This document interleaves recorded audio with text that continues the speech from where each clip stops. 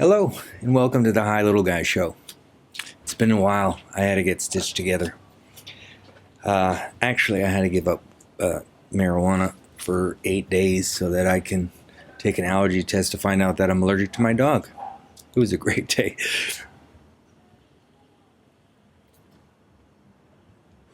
But today, I can get high again. So I thought, let's make a show. So much to talk about. First of all, happy Thanksgiving to those that celebrate in America. And if you don't celebrate and you want to celebrate somewhere else, happy Thanksgiving to you.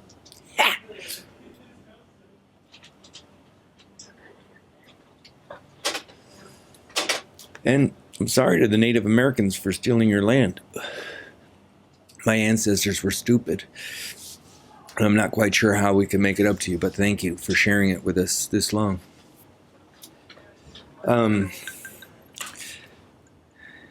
Cheers to them, to the Native American people. Your kindness is within me. And I'm grateful for that. So what I want to talk to you today about is two things. One, the idea of asking for help. And two, the stigma and thought behind therapy. They kind of go hand in hand, and sometimes you don't know. So, I was talking to two friends of mine. One was about to start therapy and was really nervous. And I know her story. And I said, she was afraid and she thinks everybody else needs therapy, not her. Which is funny in and of itself because I think I'm in therapy now. Everybody should have gone to therapy before the age of 21. I think it should be required. I think before you get a job, you should have a year of therapy to let go of all the fucking trauma that happens in your past and then live freely and choose freely from what you want. I don't know, there's a beep going on, but we'll just include it because someone's meal is ready. Now I've lost my train of thought. But, well, I'll just keep going then. Because that's what life's about. Keep going. But, yeah, and so she was a nurse, and I said, it's for you, it's not for them. And that kind of intrigued her, because most people think therapy fixes you. And that's not true. It's inaccurate. Well, it reminds you of who you are. It doesn't fix you. There's nothing wrong with you. That's the problem. We think things, and sometimes our chemicals are imbalanced, and we think things that are not true, but we tell ourselves so many times we believe it. And then we forgot that we told ourselves a lie, so it becomes our reality. And, I didn't want to go to therapy because I didn't know what it was. I didn't know what it was about. I just thought they wanted me to go because they thought I felt bad and it was going to help me feel better. And I didn't want to feel better. I wanted to feel sad. If I wanted to feel better, I would have.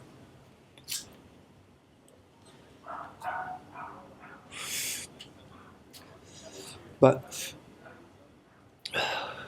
just to say it because it's there for me to say, and I'm the high little guy, and if the high is coming, well, I'm going to tell you.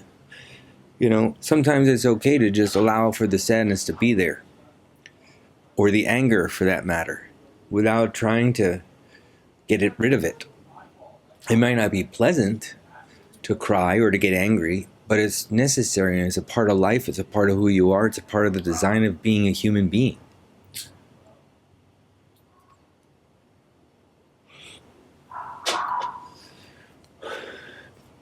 But therapy is a person committed to your wholeness, if you will.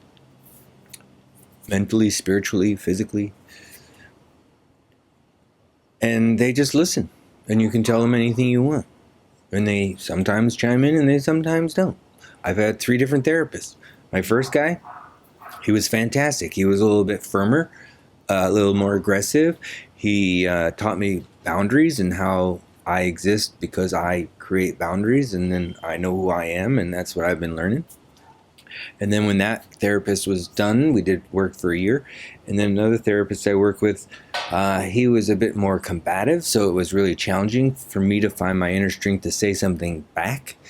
And he chose to leave that company, and I was assigned to my current therapist, who I love, who is a completely different way to that. He just kind of listens, and it kind of annoys me sometimes because I want him to say something back, but he doesn't. He just lets him keep talking, and sometimes something else just pops out, and that's good.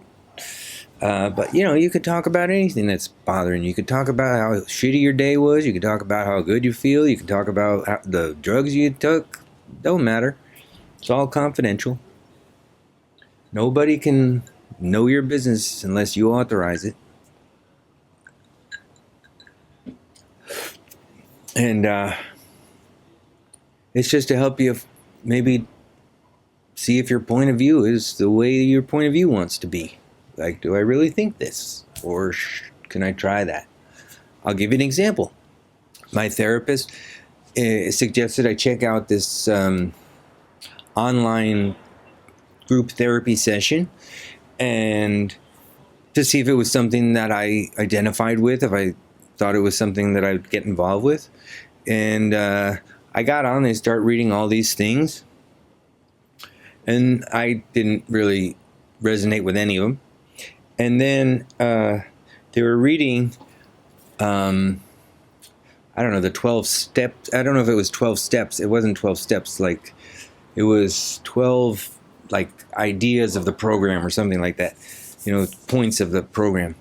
And the first one was that you're sort of aware enough that you feel like you're worth it to go pursue your dreams, or something to that effect. And the minute that they read it, I'm like, yep, this is not for me, and I'm going to do exactly that, and here we are.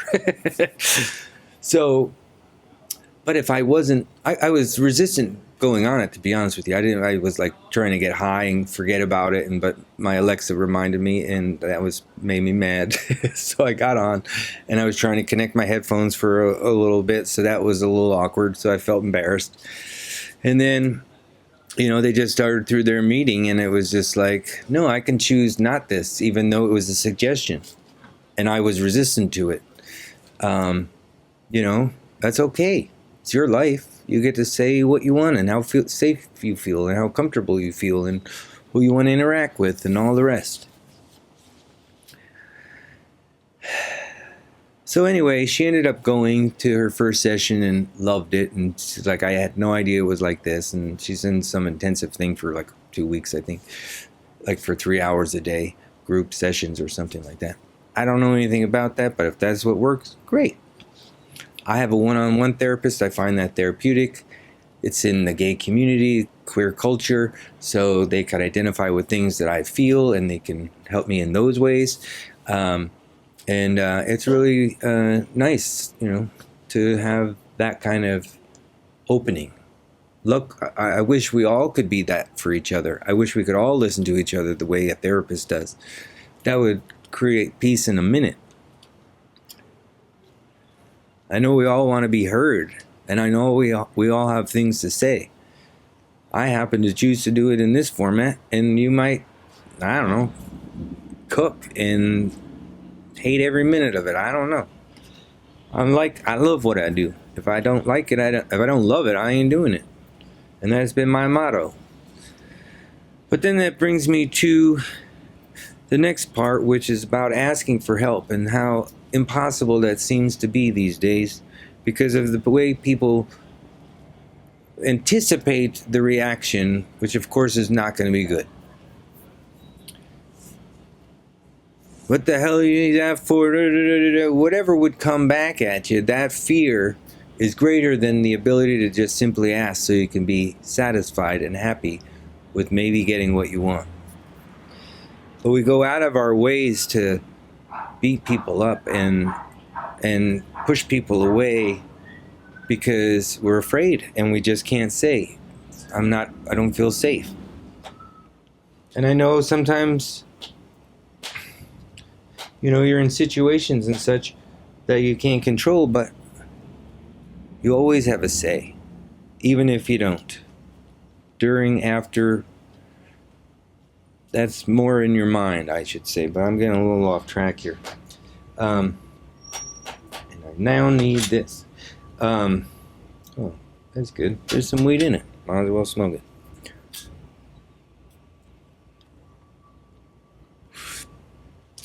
But I have this friend. I don't even want to talk about her anymore because I talked to her for about an hour and she still didn't get it. But I love it. So I didn't mind it at all. I was just, do you mind I am filming here? Sheesh. She was having an issue that she just couldn't let go of because someone didn't ask her how she felt. Nor did she say, hey, thank you for picking me up after I fell. And I'm sorry you hurt your knee.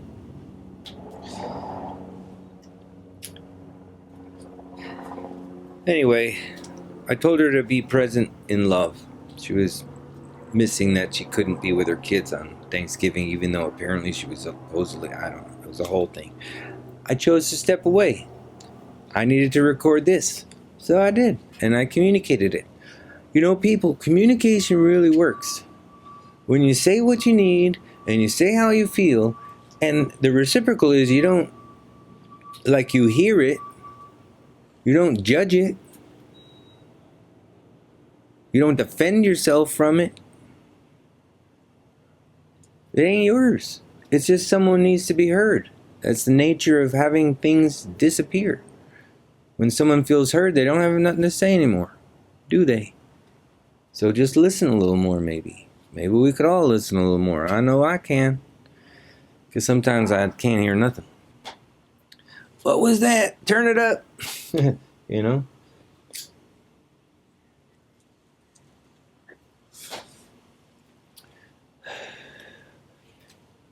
Why is it so hard for us to ask for help? Is there something that you needed to ask for help, but you didn't, so you struggled with it? And then you did all this yourself, and it was the hardest thing ever, and then someone said, why didn't you ask me? And you feel like, I don't know, I didn't want to bother you. That's how you lose. That's how you suffer. But all you have to do is open your mouth and ask for what you need. And maybe some kindness, some human kindness will return to this planet, and we won't be so afraid of each other because we're here together to help each other out. I'm going to put my pipe down now. I'm pretty high. But that's why we're here. And yet, we keep pretending we're not. Anyway, I hope you have a nice, lovely Thanksgiving. If you celebrate again, or if you want to, you're welcome to. And just be in the presence of love and be grateful that we are here sharing this human experience together. Cheers to that. Remember, be good, be kind, and I love you.